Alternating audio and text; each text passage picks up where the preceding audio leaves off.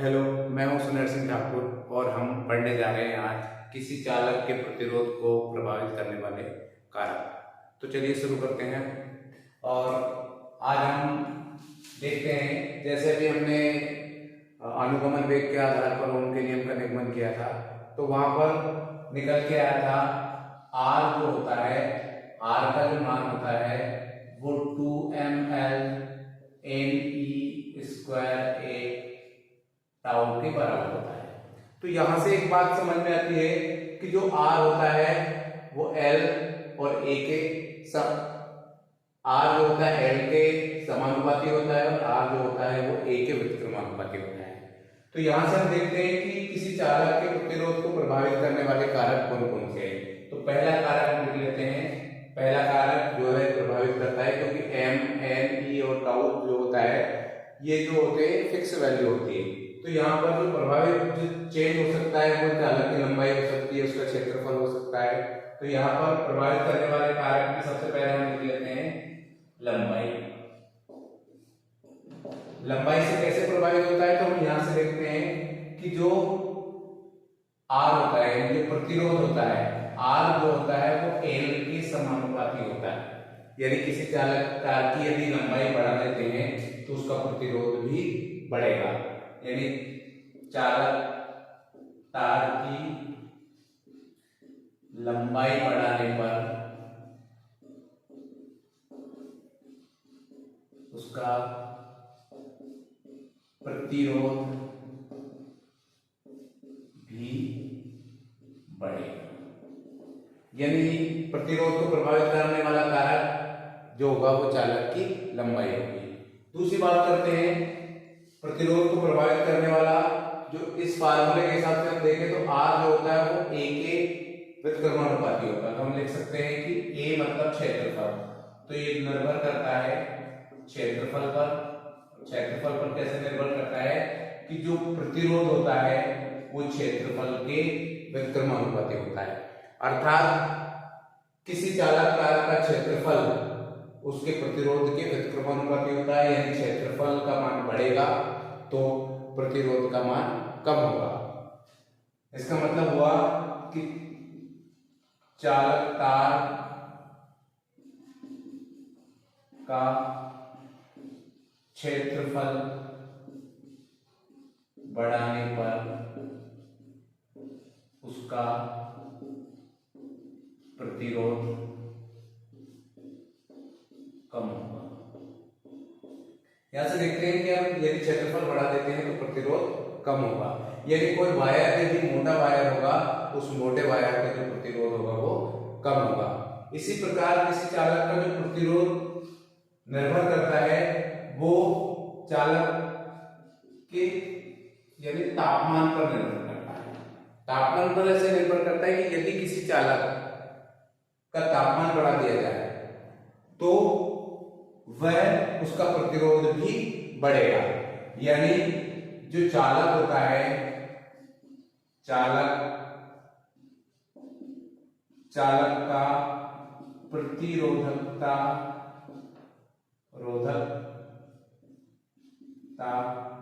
ताप गुणांक धनात्मक होता है।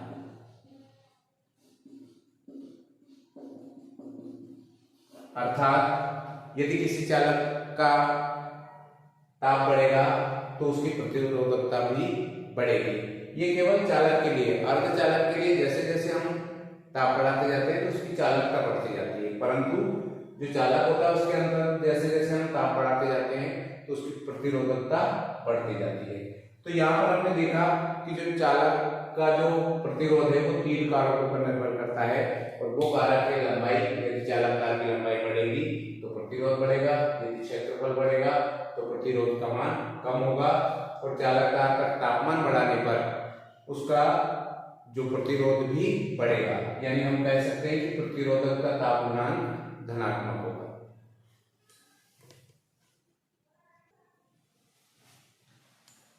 अब हम देखते हैं, एक क्वेश्चन है कि किसी चालक की लंबाई 2 गुनी करने पर उसका प्रतिरोध क्या होगा।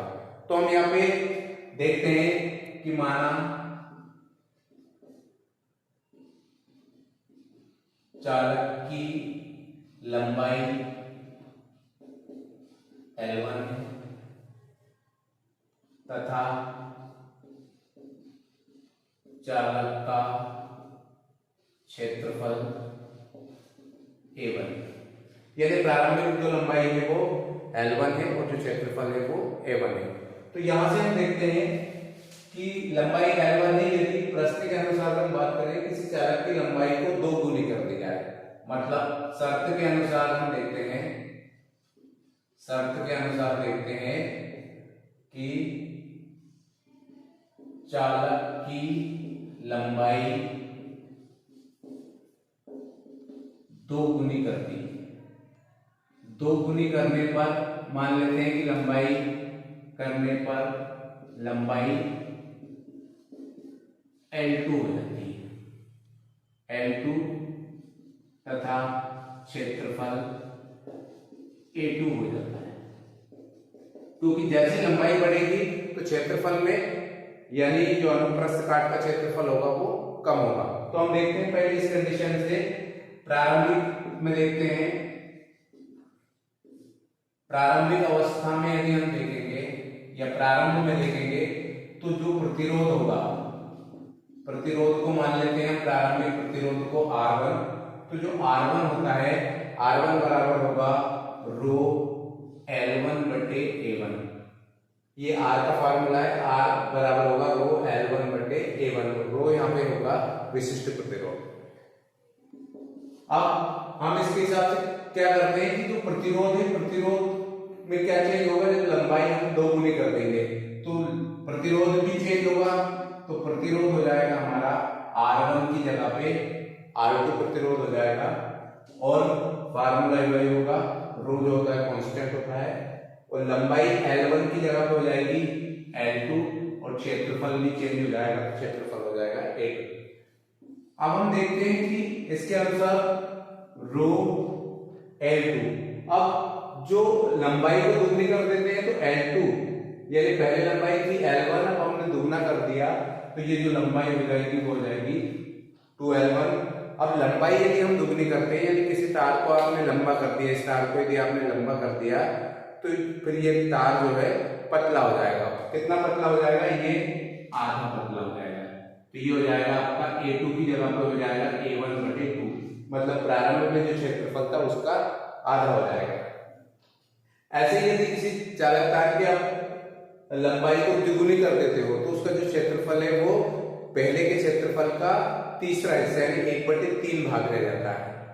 तो यहाँ पे हम देखते हैं R2 बराबर मान निकल के आता है हमारा रो 2L1, 2 को ऊपर ले जाएंगे, ये 2 और 2 तो 4L1 बटे A1 हो जाएगा। इसको मान लेते हैं हम इक्वेशन सेकंड।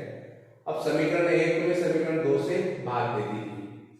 समीकरण 1 में 2 से भाग देने पर, भाग देंगे तो ये हो जाएगा हमारा R1 बटे R2 बराबर, ये हो जाएगा हमारा रो L1 बटे A1, इसमें हम भाग देंगे रो 4L1 बटे A1 से, तो रो से रो कैंसिल हो जाएगा और इसको हम सॉल्व करेंगे तो ये हो जाएगा हमारा R1 बटे R2 बराबर L1 बटे A1 इंटू A1 को हम ऊपर ले जाएंगे और नीचे बचेगा हमारा 4L1। A1 से A1 कैंसिल हो गया, L1 से L1 कैंसिल हो गया, तो R1 बटे R2 बराबर हो गया हमारा 1/4। तो यहां से हम देखते हैं ये हो जाएगा हमारा 4R1 बराबर R2, यानी R2 का जो मान होगा, R2 जो होगा R2 बराबर हो जाएगा 4R1।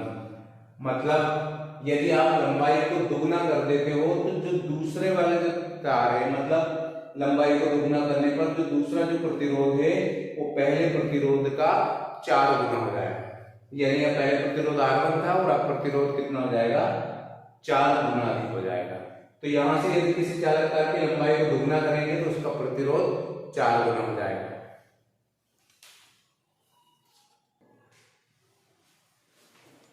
अब हम देखते हैं कि यदि किसी चालक तार की लंबाई को यदि आधा कर दिया जाए, आधा कर दिया जाए मतलब इतनी लंबाई का तार है, इसको बीच में से हमने फोल्ड कर दिया, तो यहाँ से फोल्ड कर देंगे तो ये जो तार है इसकी लंबाई कम हो जाएगी, मतलब आधी हो जाएगी, और इसका जो क्षेत्रफल है, ये अनुप्रस्थ काट का क्षेत्रफल है, वो बढ़ जाएगा।